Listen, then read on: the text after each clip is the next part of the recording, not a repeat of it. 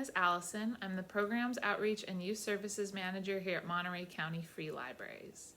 Throughout October, on Mondays, I am going to be reading a section of The Legend of Sleepy Hollow by Washington Irving. Feel free, if you would like, to check out one of the copies of The Legend of Sleepy Hollow that we have available at the library, and you can follow along while we read. So let's get started. The Legend of Sleepy Hollow, found among the papers of the late Diedrich Knickerbocker. A pleasing land of drowsy head it was, of dreams that wave before the half-shut eye, and of gay castles in the clouds that pass, forever flushing round a summer sky. Castle of Indolence.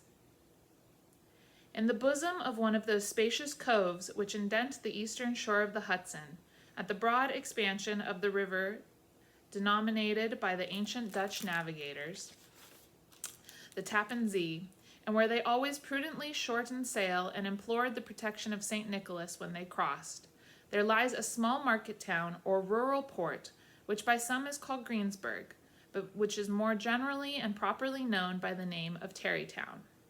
This name was given, we are told, in former days by the good housewives of the adjacent country, from the inveterate propensity of their husbands to linger about the village tavern on market days. Be that as it may, I do not vouch for the fact, but merely advert to it for the sake of being precise and authentic. Not far from this village, perhaps about 2 miles, there is a little valley, or rather lap of land, among high hills, which is one of the quietest places in the whole world. A small brook glides through it, with just murmur enough to lull one to repose, and the occasional whistle of a quail or tapping of a woodpecker is almost the only sound that ever breaks in upon the uniform tranquility. I recollect that when a stripling my first exploit in squirrel shooting was in a grove of tall walnut trees that shades one side of the valley. I had wandered into it at noontime, when all nature is peculiarly quiet, and was startled by the roar of my own gun as it broke the Sabbath stillness around, and was prolonged and reverberated by the angry echoes. If ever I should wish for a retreat whither I might steal from the world and its distractions and dream quietly away the remnant of a troubled life, I know of none more promising than this little valley. From the listless repose of the place and the peculiar character of its inhabitants, who are descendants of the original Dutch settlers, this sequestered glen has long been known by the name of Sleepy Hollow. And its rustic lads are called the Sleepy Hollow Boys throughout all the neighboring country. A drowsy, dreamy influence seems to hang over the land and to pervade the very atmosphere. Some say that the place was bewitched by a high German doctor during the early days of the settlements. Certain it is, the place still continues under the sway of some witching power that holds a spell over the minds of the good people, causing them to walk in a continual reverie. They are given to all kinds of marvelous beliefs, are subject to trances and visions, and frequently see strange sights and hear music and voices in the air. The whole neighborhood abounds with local tales, haunted spots, and twilight superstitions. Stars shoot and meteors glare oftener across the valley than in any other part of the country, and the nightmare with her whole ninefold seems to make it the favorite scene of her gambols. The dominant spirit, however, that haunts this enchanted region, and seems to be commander-in-chief of all the powers of the air, is the apparition of a figure on horseback without a head. It is said by some to be the ghost of a Hessian trooper, whose head had been carried away by a cannonball in some nameless battle during the Revolutionary War, and who is ever and anon seen by the country folk hurrying along in the gloom of night as if on the wings of the wind. His haunts are not confined to the valley, but extend at times to the adjacent roads, and especially to the vicinity of a church at no great distance. Indeed, certain of the most authentic historians of those parts who have been careful in collecting and collating the floating facts concerning this specter allege that the body of the trooper, having been buried in the churchyard, the ghost rides forth to the scene of the battle in nightly quest of his head, and that the rushing speed with which he sometimes passes along the hollow like a midnight blast is owing to his being belated and in a hurry to get back to the churchyard before daybreak. Such is the general purport of this legendary superstition, which has furnished materials for many a wild story in that region of shadows. And the specter is known at all the country firesides by the name of the Headless Horseman of Sleepy Hollow. It is remarkable that the visionary propensity I have mentioned is not confined to native inhabitants of the valley, but is unconsciously imbibed in every one who resides there for a time. However wide awake they may have been before they entered the sleepy region, they are sure in a little time to inhale the witching influence of the air and begin to grow imaginative, to dream dreams and see apparitions. I mention this peaceful spot with all possible laud, for it is in such little retired Dutch valleys, found here and there embosomed in the great state of New York, that population, manners, and customs remain fixed, while the great torrent of migration and improvement, which is making such incessant changes in other parts of this restless country, sweeps by them unobserved.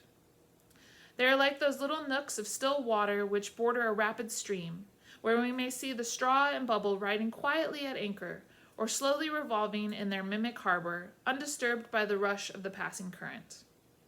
Though many years have elapsed since I trod the drowsy shades of Sleepy Hollow, yet I question whether I should not still find the same trees and the same families vegetating in its sheltered bosom. In this byplace of nature, there abode in a remote period of American history, that is to say, some 30 years since, a worthy weight of the name of Ichabod Crane, who sojourned, or, as he expressed it, tarried in Sleepy Hollow for the purpose of instructing the children of the vicinity. He was a native of Connecticut, a state which supplies the Union with pioneers for the mind as well as for the forest, and sends forth yearly its legions of frontier woodsmen and country schoolmasters. The cognomen of Crane was not inapplicable to his person. He was tall, but exceedingly lank, with narrow shoulders, long arms and legs, hands that dangled a mile out of his sleeves, feet that might have served for shovels, and his whole frame most loosely hung together. His head was small and flat at top, with huge ears, large green glassy eyes, and a long snipe nose, so that it looked like a weathercock perched upon his spindle neck to tell which way the wind blew. To see him striding along the profile of a hill on a windy day, with his clothes bagging and fluttering about him, one might have mistaken him for the genius of famine descending upon the earth, or some scarecrow eloped from a cornfield.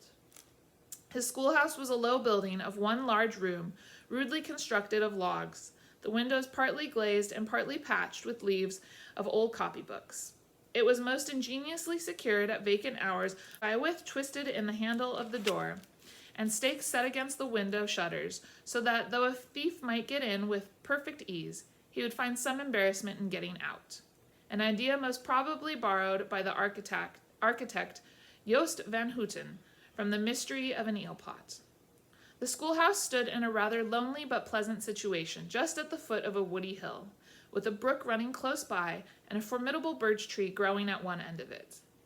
From hence, the low murmur of his pupils' voices, conning over their lessons, might be heard in a drowsy summer's day, like the hum of a beehive, interrupted now and then by the authoritative voice of the master, in the tone of menace or command, or peradventure by the appalling sound of the birch, as he urged some tardy loiterer along the flowery path of knowledge. Truth to say, he was a conscientious man, and ever bore in mind the golden maxim, spare the rod and spoil the child. Ichabod Crane's scholars certainly were not spoiled. I would not have it imagined, however, that he was one of those cruel potentates of the school who joy in the smart of their subjects. On the contrary, he administered justice with discrimination rather than severity, taking the burden off the backs of the weak and laying it on those of the strong. Your mere puny stripling that winced at the least flourish of the rod was passed by with indulgence, but the claims of justice were satisfied by inflicting a double portion on some little tough, wrong-headed, broad-skirted Dutch urchin who sulked and swelled and grew dogged and sullen beneath the birch. All this he called doing his duty by their parents, and he never inflicted a chastisement without following it by the assurance so consolatory to the smarting urchin that he would remember it and thank him for it the longest day he had to live. When school hours were over, he was even the companion and playmate of the larger boys, and on holiday afternoons would convoy some of the smaller ones home who happened to have pretty sisters or good housewives from others, noted for the comforts of their cupboard. Indeed, it behooved him to keep on good terms with his pupils. The revenue arising from his school was small, and would have been scarcely sufficient to furnish him with daily bread, for he was a huge feeder, and though lank, had the dilating powers of an anaconda. But to help out his maintenance, he was, according to country custom in those parts, boarded and lodged at the houses of the farmers whose children he instructed. With these he lived successively a week at a time, thus going the rounds of the neighborhood with all his worldly effects tied up in a cotton handkerchief. That all this might not be too onerous on the purses of the rustic patrons, who are apt to consider the cost of schooling a grievous burden, and schoolmasters as mere drones, he had various ways of rendering himself both useful and agreeable. He assisted the farmers occasionally in the lighter labors of their farms, helped to make hay, mended the fences, took the horses to water, drove the cows from pasture, and cut wood for the winter fire. He laid aside, too, all the dominant dignity and absolute sway with which he lorded it in his little empire, the school, and became wonderfully gentle and ingratiating. He found favor in the eyes of the mothers by petting the children, particularly the youngest, and like the lion bold, which Wilhelm so magnanimously the lamb did hold, he would sit with a child on one knee and rock a cradle with his foot for whole hours together. In addition to his vocations, he was the singing master of the neighborhood and picked up many bright shillings by instructing the young folks in song. It was a matter of no little vanity to him on Sundays to take his station in front of the church gallery with a band of chosen singers, where in his own mind he completely carried away the palm from the parson. Certain it is, his voice resounded far above all the rest of the congregation, and there are peculiar quavers still to be heard in that church, and which may even be heard half a mile off, quite to the opposite side of the mill pond, on a still Sunday morning, which are said to be legitimately descended from the nose of Ichabod Crane. Thus by divers little makeshifts in that ingenious way which is commonly denominated by hook and by crook, the worthy pedagogue got on tolerably enough, and was thought by all who understood nothing of the labor of headwork to have a wonderfully easy life of it. The schoolmaster is generally a man of some importance in the female circle of a rural neighborhood, being considered a kind of idol, gentleman-like personage of vastly superior taste and accomplishments to the rough country swains, and indeed inferior in learning only to the parson. His appearance, therefore, is apt to occasion some little stir at the tea-table of a farmhouse, and the addition of a supernumerary dish of cakes or sweetmeats, or peradventure the parade of a silver teapot. Our man of letters, therefore, was peculiarly happy in the smiles of all the country damsels. How he would figure among them in the churchyard between services on Sundays, gathering grapes for them from the wild vines that overrun the surrounding trees, reciting for their amusement all the epitaphs on the tombstones, or sauntering with a whole bevy of them along the banks of the adjacent mill pond, while the more bashful country bumpkins hung sheepishly back, envying his superior elegance and address.